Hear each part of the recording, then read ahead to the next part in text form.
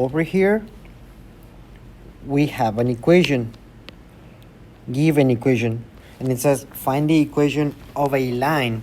So that's another one that is perpendicular to this. If we graph this line, it's going to look something like this. It starts at 5. The slope is 4x. So it's going to go like this. Every 1 unit is going to go 4 units up. Every 1 unit, 4 units up. And so on. Now, one that is perpendicular, it means it's going to make a 90-degree angle. It can be like this, or it can be this one, or it can be this one, or this one. And we have infinitely many choices, but we have to pick the correct one. In fact, it is asking to pass through a given point. So let's explain how to find this. When you're given this type of problems, first of all, you have to know what this equation is.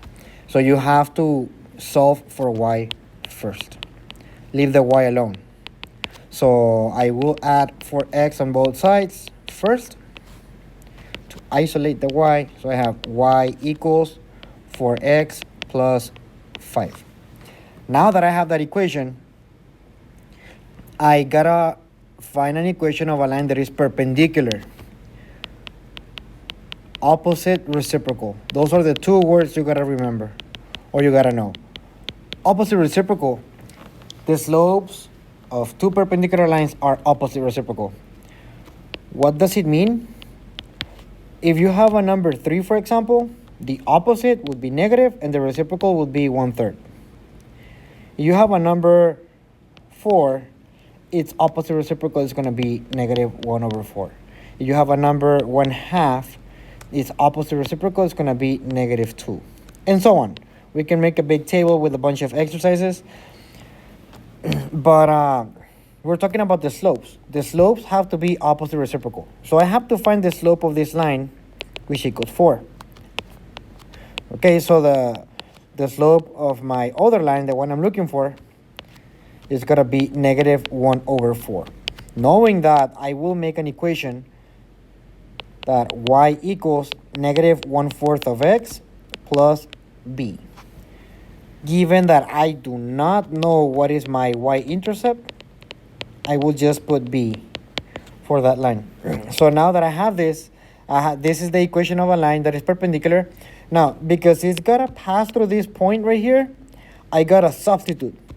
Remember, the one on the left is the x, and the one on the right is the y. And look what I have in my equation, x and y. So I will plug them in. Instead of x, I'm going to put an 8, and instead of y, I'm going to put a 1. So let's rewrite it, substituting these numbers. 1 equals negative 1/4. Instead of x, I will open parentheses, and I will substitute my number 8, then plus b. To multiply a fraction by an integer, just multiply the top numbers and keep the bottom. So negative 8 divided by 4. Can we reduce this fraction? The answer is yes. We can divide 8 and 4. So this is negative 2 plus b. And now, to finish, I gotta solve for b. So I have to add 2 on both sides. So b equals 3.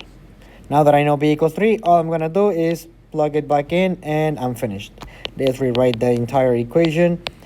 Y equals negative 1/4 of x plus 3. This is the equation of a line perpendicular to the given one, passing through the point 8, 1.